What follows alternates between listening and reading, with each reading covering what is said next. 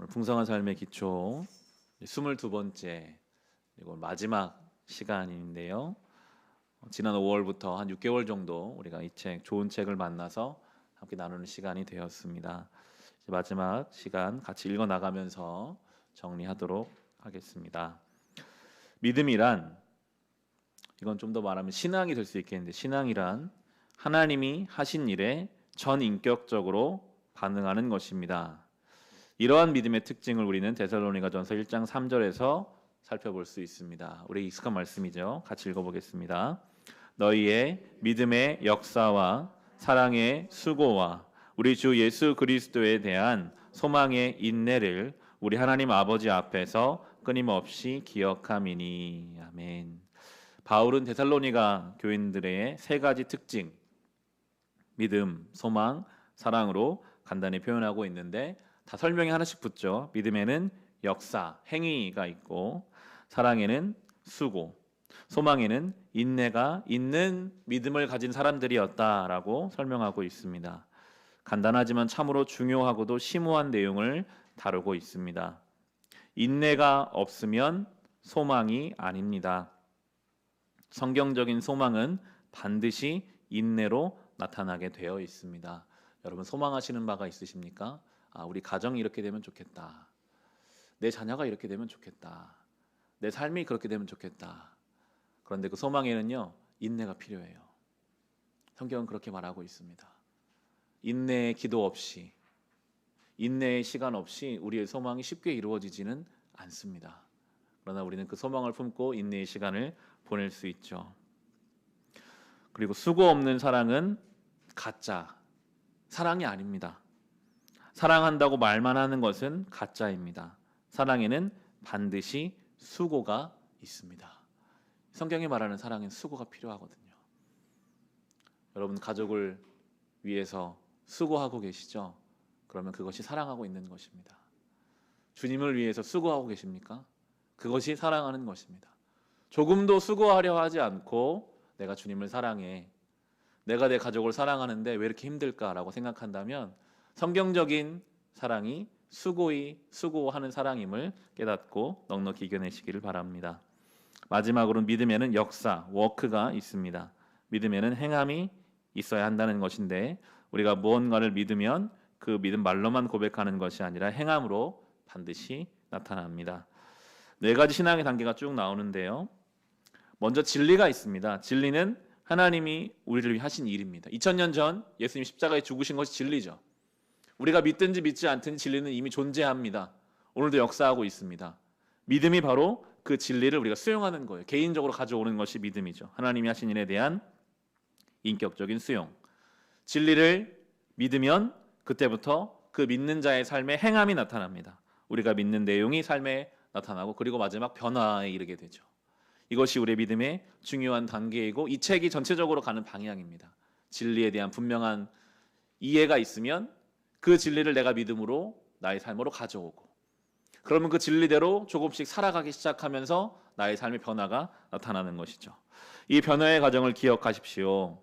우리가 예수를 닮기 위해 변화되는 과정에 믿음이 없으면 모든 것이 허사입니다. 진리가 믿음으로 받아들여져야 시작되는 거거든요. 그래서 믿음은 하나님의 진리를 우리 삶에 드러내는 근본 원리고 연결고리입니다.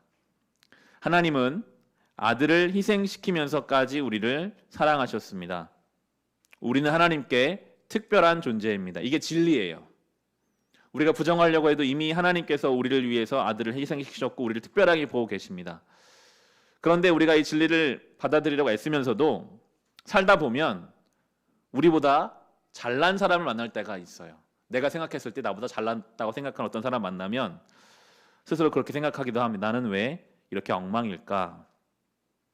나는 왜 이렇게 구질구질한 인생일까라는 생각이 자연스럽게 떠오릅니다. 반대의 경우도 있죠. 나보다 훨씬 못하다고 생각하는 사람을 만나면 내가 저 사람보다는 나으니까 참 다행이다라고 생각하기도 합니다. 상황과 환경에 따라 쉽게 흔들리는 인생이죠. 상황에 따라 불안해지고 염려에 휩싸입니다. 그런데 정말 우리가 믿음이 있다면, 정말 내가 특별한 사랑을 받은 존재임을 믿는다면 그러한 상황에 따라서 흔들리지 않을 것입니다.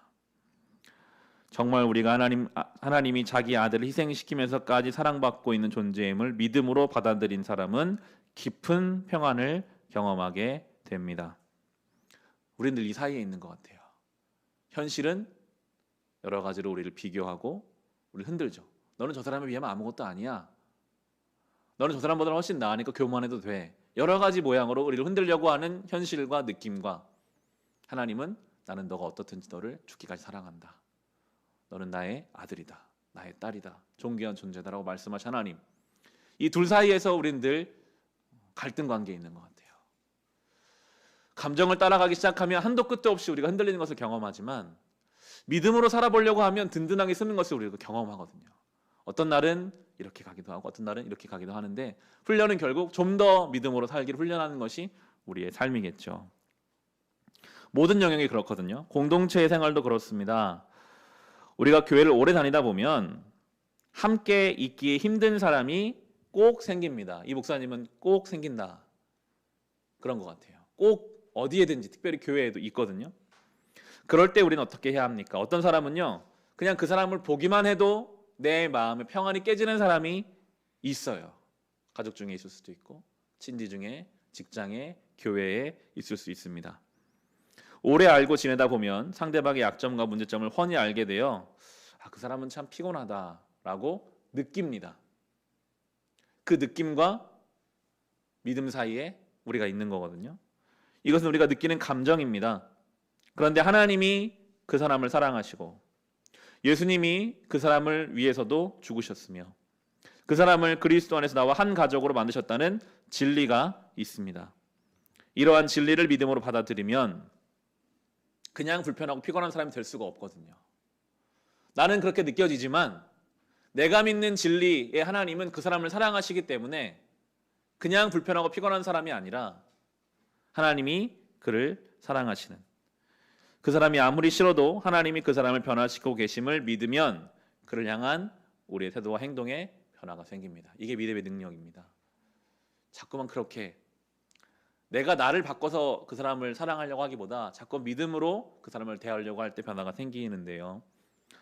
모든 것이 그렇습니다. 때로 우리는 사업이 잘 안 되고 인생이 잘 안 풀릴 때가 있습니다. 그럴 때 하나님 말씀을 기억해 보십시오. 하나님은 내가 너를 주관한다. 너를 인도한다.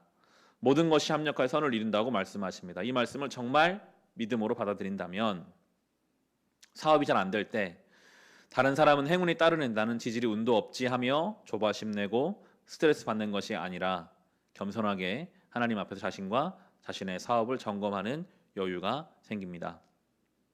예수 믿으면 사업이 다 잘 된다는 이야기가 아닙니다. 하지만 적어도 하나님을 믿으면 어려운 상황에서 다른 사람들과는 다른 자세를 취할 수 있어요. 그냥 현실을, 상황을 끌려다니시 다니는 인생이 아니라, 원망과 불평과 염려만 하는 인생이 아니라 여기에도 뭔가 하나님 뜻이 있는가? 잠시 멈춰서서 하나님 앞에 나를 돌아볼 수 있는 것이 성도의 힘이거든요. 사업뿐만이 아니라 내 자녀, 건강, 경제적인 여러 가지 면에 있어서 뜻대로 안 될 그때 우리는 어떻게 반응할 수 있을까요? 성경은 말하잖아요. 합력하여 선을 이루신다. 내가 항상 너희와 함께한다. 요셉이 감옥에 갇혀있는 거기도 하나님 함께 하신다. 우리는 아는데 적용이 잘 안 돼요. 참 신기하죠. 작은 것만 내 마음대로 안 돼도 막 마음이 흔들려요. 분명히 나는 믿음이 있다고 말하면서도 또 흔들 연약한 우리의 모습이죠. 그럴 때가 있습니다. 사람들에게 모함이나 비난을 당하는 상황이 있죠. 참 견디기 어려운데 그런 상황에서도 하나님은 아신다. 너의 진실성을 하나님이 아신다. 그걸 내가 가서 굳이 이야기하려고 하지 마라. 해봤자 별명밖에 되지 않으니 넌 하나님 믿고 가만히 내 갈 길을 가라. 성경이 말하는 말은 이거거든요. 보통은 우리는 참 견디기 어렵습니다. 억울하죠. 억울해서 반응하다 보면 변명하고 반박하고 그러다 보면 악수를 두게 되고 거짓말도 하게 됩니다. 그런 상황에서 하나님이 정말 나를 받으셨구나. 하나님은 내 마음을 아시는구나라고 깨달으면 잠잠히 자기 길을 갈 수 있습니다. 예수님이 가신 길이었죠. 죄가 없으신데 십자가에 달리시는 그 길을 그냥 묵묵히 가셨어요. 우리가 정말 믿음이 있다면 주님을 그렇게 닮아가게 됩니다. 모든 영역에 있어서. 그것이 바로 믿음의 원리입니다. 여기서 우리의 믿음이 시작된다면 삶에서 우리의 믿음은 완성되는 것이죠. 오해를 당할 때, 내 인생에 어떤 일이 잘 안 풀릴 때, 그때 내가 어떻게 믿음으로 살아낼 것인가. 그리스도인의 삶의 열매는 믿음으로 나타납니다. 믿음은 우리 노력과는 좀 다른데, 믿음은 하나님이 하신 일을 받아들이는 것입니다.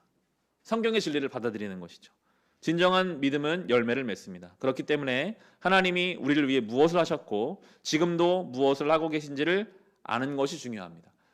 믿음이라는 것이 난 이렇게 될 거야, 내가 원하는 바를 강하게 믿는 게 믿음이 아닙니다. 성경이 말하는 믿음은 하나님께서 행하실 일, 성경의 진리를 믿는 게 믿음이죠. 나는 잘 될 거야, 내 자녀는 잘 될 거야, 그것은 그냥 자기 주문일 뿐입니다. 성경이 말하는 바를 우리가 제대로 알아서 그것을 믿어야 하는 것이죠. 하나님이 하시는 일을 알지 못하면 우리가 믿을 것도 없기 때문입니다. 하나님을 알아갈수록 믿을 것도 많아집니다. 성경에서 말하는 믿음은 하나님이 우리를 위해서 행하신 일들에 대한 지식이 점점 선명해져서 그것을 전적으로 받아들이는 것입니다. 믿음이 강하다는 것은 억지로 하나님을 따르는 것이 아니라 하나님이 우리를 위해서 행하신 일이 점점 선명해져서 그 놀라운 진리의 자신을 맡기는 것입니다. 예수의 십자가가 그냥 머릿속에 관념 속에 있는 게 아니라 나의 영혼에 선명해지면 거기에 나를 맡길 수 있거든요. 나를 위해 아들을 주신 하나님의 사랑이 내 안에 선명해지면 여러분 무엇이 두렵겠습니까? 그게 선명하지 않으니까 우린 두려워요. 하나님 나 사랑하시는 것 같은데 현실 때문에 하나님의 사랑이 옅어져 버립니다.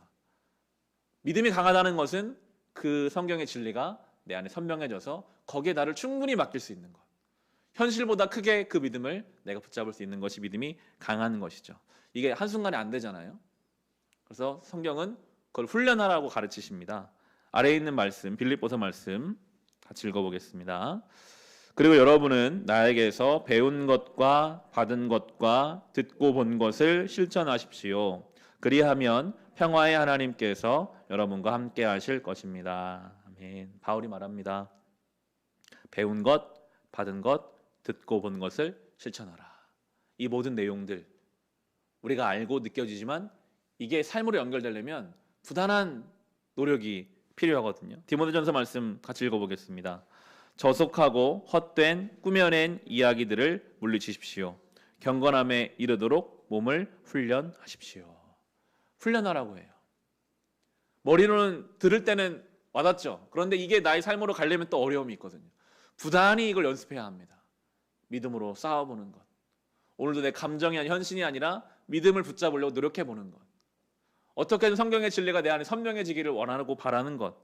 우리에게는 연습하고 훈련하는 일이 필요합니다. 예수 알기 전에 우리는 육신의 정욕에 익숙해져 있고 새롭게 변화된 신분에 맞게 우리가 변화될 수 있도록 과거의 습관을 거스르는 새로운 훈련과 연습이 필요합니다. 무엇보다 꾸준히 신앙의 깊이와 넓이를 확장해가는 일에 시간과 노력을 사용해야 합니다. 급한 일에 횡포에 좌우되지 말고 하나님 앞에서 결단하여 훈련하는 것이 중요합니다. 이러한 시간이죠. 내 시간을 떼어서 진리 앞에 나오는 훈련의 시간에 여러분 꼭 마음과 몸을 들이십시오. 급한 일에 횡포가 우리에게는 있어요. 마음이 급하고 물리적으로 급할 수도 있죠. 그럼에도 아무리 급해도 우리 밥 먹잖아요. 잠을 잡니다. 그래야 사니까요. 운동을 해야 건강해집니다. 병자는 힘을 어떻게든지 운동해서 건강을 유지하려고 하죠. 우리 영혼은 똑같습니다. 밥 먹지 않으면 아무 힘이 없어요. 연습하고 훈련하지 않으면 영혼이 힘을 잃어버립니다. 작은 문제 쉽게 넘어지게 돼요. 꼭 시간을 내셔서 말씀을 배우고 진리 앞에 서는 시간에 나오시기를 바랍니다. 모든 영역에 훈련이 필요합니다. 책을 읽어보시면 다양한 방향이 나와 있는 저는 몇 군데만 적어봤는데요. 언어생활 이야기가 나옵니다. 언어생활의 훈련도 중요합니다. 당사자가 없는 자리에서 남 이야기를 하거나 말을 옮기는 습관은 훈련을 통해 바로잡을 수 있습니다. 세상에서 육신의 욕망을 따라 하던 언어 습관을 교회 공동체에 그대로 들여오기 때문에 많은 공동체가 몸살을 앓고 있습니다. 우리는 우리 혀가 얼마나 악하고 독한 것을 내뿜을 수 있는지를 알고 하나님의 사랑과 그 진리에 근거하여 말하도록 훈련해야 합니다. 언어 생활이라는 것이, 말이라는 것이 매일 하는 것이고 예배당 밖에서도 더 많이 하는 것이 말이잖아요. 저는 그게 신앙의 훈련인 것 같아요. 직장에서, 가정에서 얼마든지 언제든지 내가 할 수 있는 그 말까지도 내가 믿음으로 할 것인가.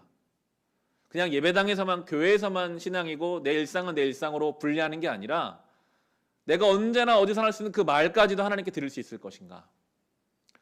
다른 사람들이 그렇게 뒷담화를 할 때 나도 거기 끼려면 나도 그렇게 할 수밖에 없어요. 그런 말 안 하면 내가 그 사람들과 같이 어울릴 수 없어요 라고 우리가 핑계를 댈까요? 아니면 그 자리에서도 하나님이 나를 보고 계시다고 정말 믿고, 설령 내가 정말 그 자리에 못 낀다 할지라도 내가 하나님을 기쁘시게 하기 위하여 그런 말들을 과감하게 그만할 수 있는 것이, 그것이 믿음이 아닐까요? 그렇게 우리는 훈련해 가야 합니다. 그렇게 우리가 최종적으로 힘써야 하는 것은 결국에는 복음의 은혜의 통로로 살아가는 것인데, 아래에 있는 말씀, 에베소서 말씀 같이 읽어보겠습니다. 그것은 하나님께서 그리스도 예수 안에서 우리에게 자비로 베풀어 주신 그 은혜가 얼마나 풍성한지를 장차 올 모든 세대에 드러내 보이시기 위함입니다. 아멘. 하나님이 우리에게 은혜를 주신 이유는요, 훈련하시는 이유는 장차 올 모든 세대에게 우리를 통해 전하시기 위함입니다. 하나님이 우리에게 은혜를 주신 궁극적인 목적은 우리의 은혜를 단지 우리 세대에서만 누리는 것이 아니라 장차 오는 모든 세대가 알고 누리기 위해서입니다. 디모데후서 말씀도 같이 읽겠습니다. 그대가 많은 증인을 통하여 나에게 들은 것을 믿음직한 사람들에게 전수하십시오. 그리하면 그들이 다른 사람들을 또한 가르칠 수 있을 것입니다. 아멘. 바울이 디모데에게 부탁한 내용이거든요. 하나님 나라의 복음 부탁해서 그가 믿음직한 사람들에게 다시 복음을 전달할 수 있도록, 복음 전수라는 표현이 쓰이면 참 좋은 표현인 것 같아요. 전수라는 것은 단순한 전달과는 다릅니다. 자신이 충분히 이해하고 누려서 온전히 자기 것이 되었을 때 다른 사람에게 전수할 수 있습니다. 마치 무형문화재를 전수하는 것과 비슷해서 입술만으로는 전수할 수가 없습니다. 자신이 이미 그런 삶을 살고 누리고 있어야 합니다. 무형문화재를 전수한 어떤 사람, 그 동작, 그 행위를 수없이 했겠죠. 그것이 나에게 완전히 이끈 사람만이 전수할 수 있잖아요. 여러분, 복음을 전한다는 부담이 모든 성도에게 있습니다. 복음을 잘 전하는 스킬이 중요할까요? 어떻게 내가 말을 잘해서 좋은 선물을 줘서 복음을 전할까? 복음은 그렇게 전하는 게 아닙니다. 내가 그 복음을 누려야 전할 수 있습니다. 정말 복음 안에 거한 사람은요, 전하지 말라고 전할 수밖에 없어요. 내가 복음을 전하려고 한다면 내가 먼저 그 복음의 능력 안에 거하고 있어야 합니다. 어떻게 내가 말문을 열 수 있을까? 내가 어떤 식으로 복음을 전할까? 이게 아니라 내가 오늘 어떻게 예수의 복음 안에 거하고 있는가? 그럼 자연스럽게 복음은 전수되게 되어 있기 때문입니다. 이 복음이 오늘 자신에게까지 어떤 경로를 흘러들어왔을지 상상해 보십시오. 복음의 경로를, 그 전수의 경로를 쭉 따라 올라가다 보면 12사도가 나오고 예수님이 계십니다.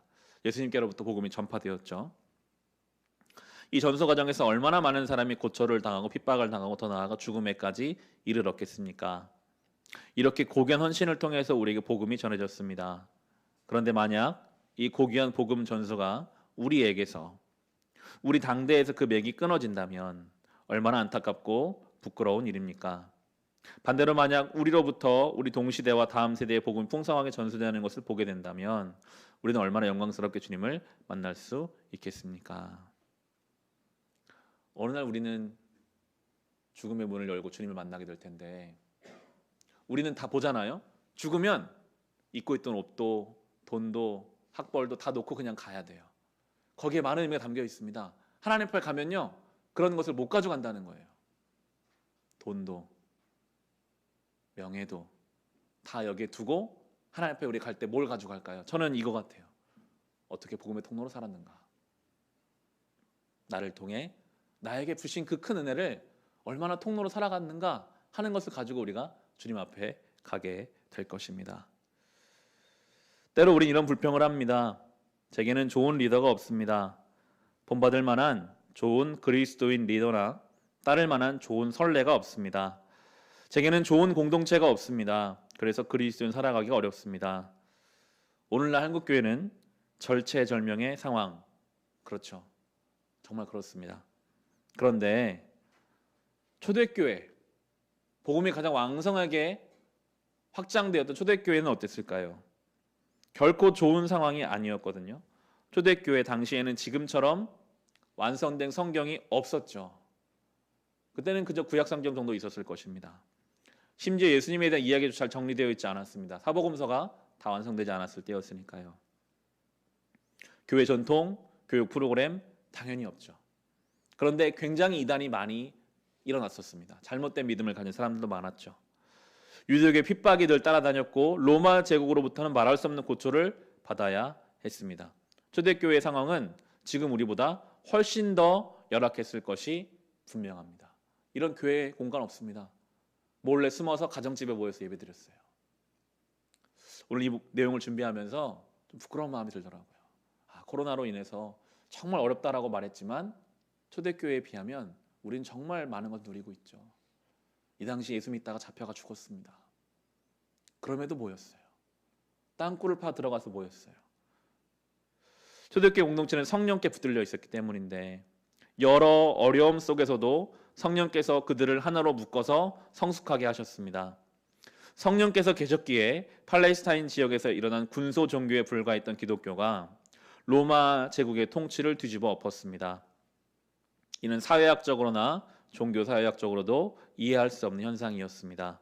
아무 배경도 없는 한 종교가 아주 짧은 시간에 헬라 지역 전체를 뒤엎어버린 것입니다. 인간의 지혜로 이해할 수 없는 놀라운 일 배후에 성령님이 계셨습니다.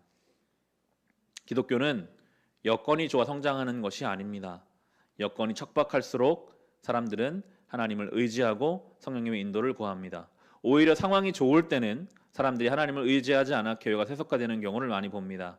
기독교는 척박한 상황에서 오히려 순결해지고 하나님을 의지하며 조용히 성장해 왔습니다. 오늘날 우리의 상황이 아무리 어렵다 할지라도 우리가 성령님을 따른다면 그분으로 인해 놀라운 일이 일어날 것입니다. 이 책은 쓰신 지가 몇 년 전이니까요. 정말 지금 이 시대에 맞는 말씀을 생각이 많이 들었어요. 이 척박한 시간, 어쩌면 교회가 더 순결하게 설 수 있는 시간일 것입니다. 할 수 있는 게 별로 없거든요. 주님을 의지하는 것밖에 할 수 있는 게 없는 것 같아요. 그런데 그 시간이 우리를 더 거룩하고 순결하게 바꿔갈 것입니다. 이런 약속의 말씀들이 있죠. 요한복음 14장 말씀 같이 읽어보겠습니다. 내가 아버지께 구하겠으니 그가 또 다른 보혜사를 너희에게 주사 영원토록 너희와 함께 있게 하리니. 아멘. 영원토록 함께 하십니다. 에베소서 말씀 읽어보겠습니다. 이 성령은 하나님의 소유인 우리가 완전히 구원받을 때까지 우리의 상속의 보증이시며 우리로 하여금 하나님의 영광을 찬미하게 하십니다. 아멘. 우리와 영원히 함께 하시는 성령께서는 우리가 완전히 구원받을 때까지 우리의 모든 영적인 상속을 보증하십니다. 그리고 하나님을 찬미하게 하십니다.